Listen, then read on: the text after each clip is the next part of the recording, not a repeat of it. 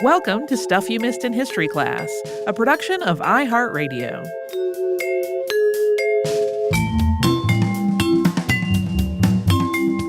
Hello and happy Friday. I'm Holly Fry. And I'm Tracy V. Wilson. We talked about Charles Chapin all week. Yep, accidental two-parter, part 2. Accidental, yes. Sometimes it happens. He was one that I kept trying to pare down his story, but there's too much stuff. Well, and so much of it, like so many of the news stories that came up in the episodes, we have episodes of the podcast on, just over and over and over. Mm-hmm. Yeah, I mean, it's interesting because in so many ways, we talked about how biased he could be in his coverage at times, but in so many ways, what we know of huge historical events are because he published them. Yeah. Like, I immediately, when we were talking about the Titanic and I was reading the story of him getting that and what that original press story was, like, that is the one where all of the touchstone moments that we now come to see and that appeared in the Titanic movie, that is where they came from. Like the story of John Astor's wife, like refusing to go on the boats and they were going to stay together. Like the band playing on the deck as the ship went down, that came from that news story. Like all of those things were in that first report that was on the docks when the survivors were coming off of the ship that rescued them, which is just mind-boggling. Yeah. Yeah. Most of my thoughts about him are not positive. No. Because, I mean, he clearly developed an important, monumental career. A lot of his reporting some of this is the standards at the time, right? Journalistic standards in Very the different. late 19th, early 20th century. Very different from what we expect now. But even with that in mind, some of the stuff he's doing is really unethical. Oh, completely. Super unethical. And then he made his own financial problems. I have empathy for the part where he made investments that fell through. Like that's unfortunate. That happens. But then he was also buying yachts and horses and just living beyond his means. He made a financial problem himself and then decided his only way out of it was to murder his wife. And I'm just like, I don't like you. Yeah. I mean, what's really interesting is that one of the biographies I read of him, which is called The Roseman of Sing Sing, and it's quite good. Oh, it's by James McGrath Morris. He mentioned that to that writer, one, he's an interesting case because he also, had been a journalist. And so when he read Chapin's autobiography, his first instinct was to fact check it. And he was surprised by how much most of it was accurate. Mm-hmm. The main problems were things like timeline things that are pretty normal for someone working from memory. Like he said, he worked in one job like X number of months and it was really a slightly different number and things like that. But none of the real like meat and potatoes was incorrect. Mm-hmm. But he mentions that to him, sort of the greatest tragedy is we don't really have a lot of information about Nellie.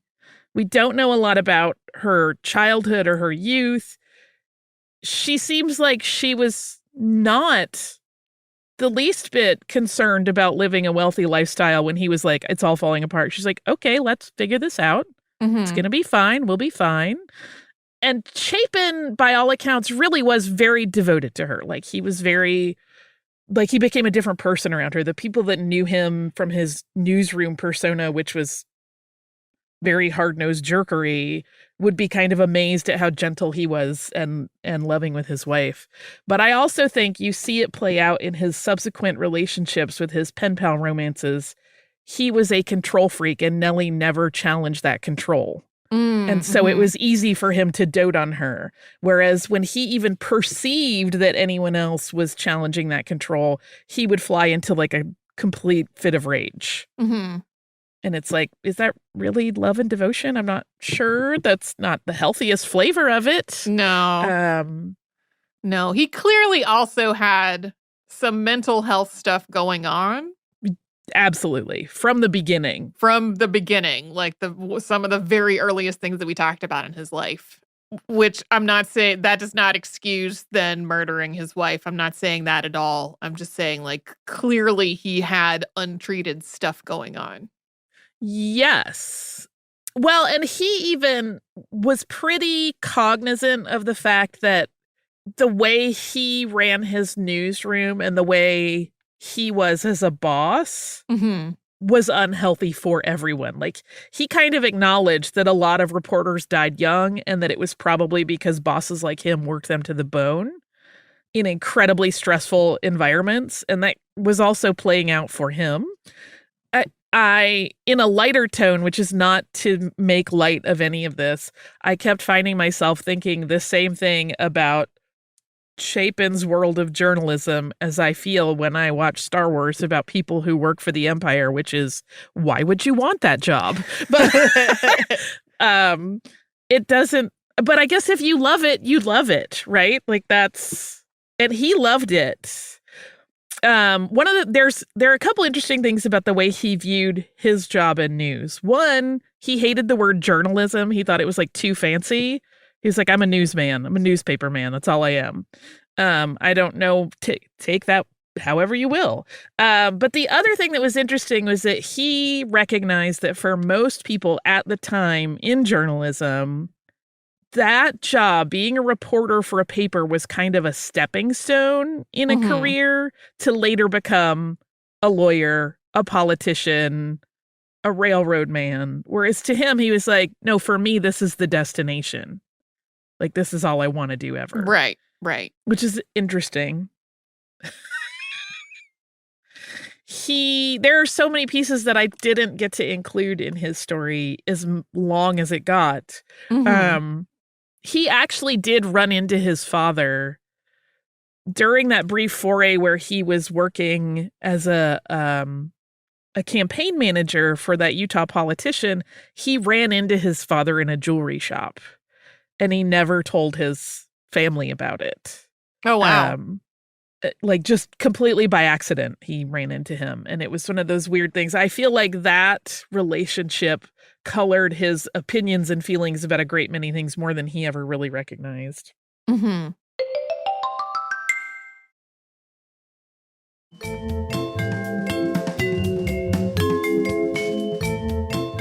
There is an interesting story that's a little more fun about what was going on between Hearst's papers and Pulitzer's papers when they were really like in the thick of their competition, which is that they were stealing stories from each other, as we mentioned. Like, literally, a reporter would read the story from one paper, kind of rewrite it as his own, and their paper would publish it.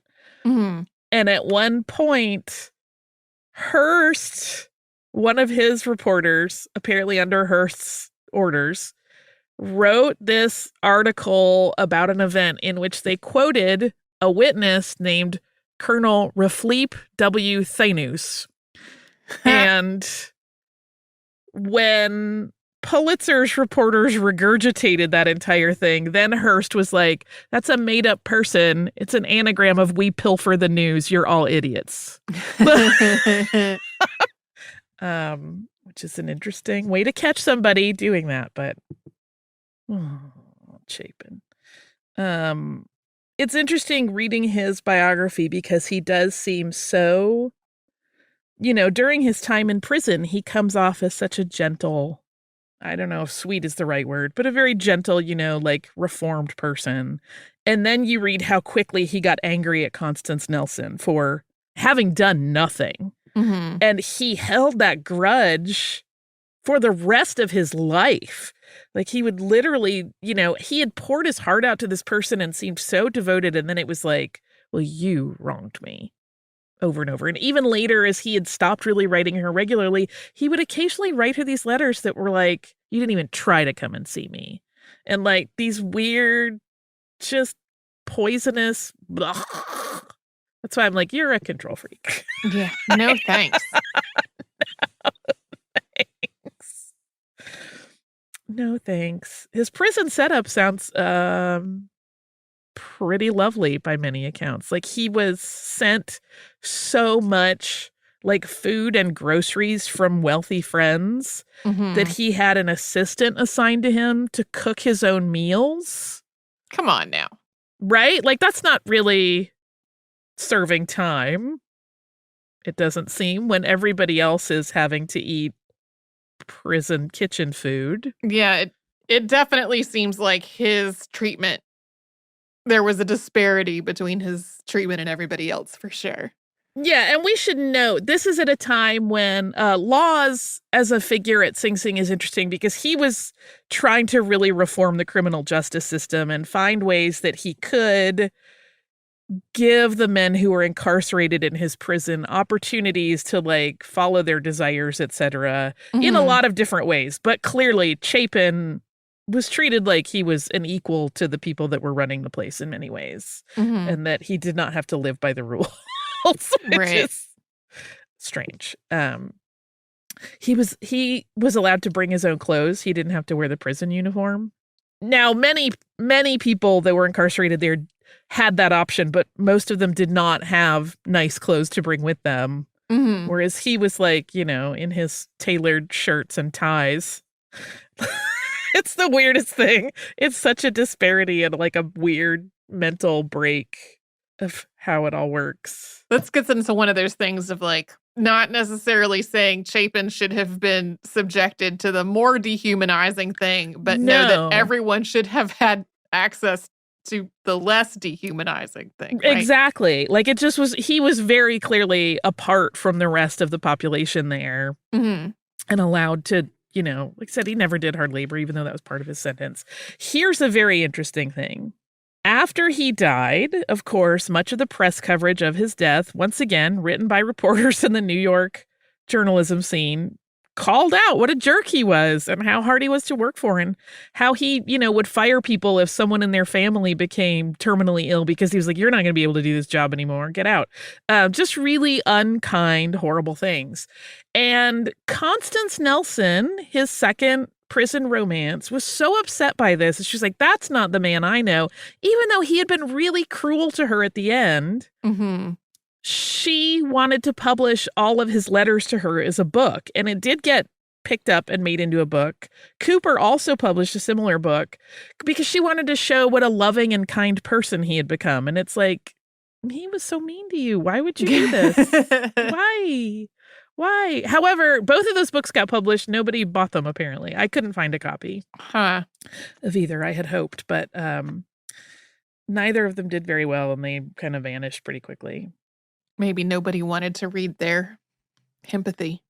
Right? I think probably that's part. It's like, oh, yeah, really reformed. I don't want to read his weird romantic overtures to you, knowing that he shot his wife, was cruel to everyone who ever worked for him. There are lots of stories, too, of journalists and reporters that worked under him who presumed he hated them because he was so mean all the time. And some of them would say something along those lines of like, listen, I know you don't like me, blah, blah, blah. And he would be like, what are you talking about? You're one of my favorites. And it's like, are you just that broken that you don't know how to treat people well? Or are you playing with them? And we don't know the answer to that. Humans are complex. Yeah. Again, not the job for me. No. Nope. There is one more funny story, which is that one of his reporters got a very strange flavor of revenge because this reporter was also writing pulp fiction on the side to make extra money. And in one of their books, they named a poison after him called Chapinite. That's great. And I'm like, that seems well deserved. All right. That's Charles Chapin. Maybe later we can do Charles V. Chapin, the doctor who tried to make people not get exposed to as many germs and microbes, and that will feel like a balm. The person you were actually going to find information on when you found this. He's still on the list. Listen, this is a good on-ramp for our Halloween coverage. It's a little darker. We'll have Halloween fun in the coming weeks, and then we'll get back to all of these people. Yeah. In the meantime, if this is your time off in the next coming days, I hope that it is absolutely wonderful and relaxing and not fraught in the least. And maybe you have roses without any baggage to enjoy. If you do not have time off, I hope that you still get to enjoy some things and maybe some quiet time to yourself. We will be right back here again tomorrow with a Saturday Classic. And then on Monday, there will be more new episodes.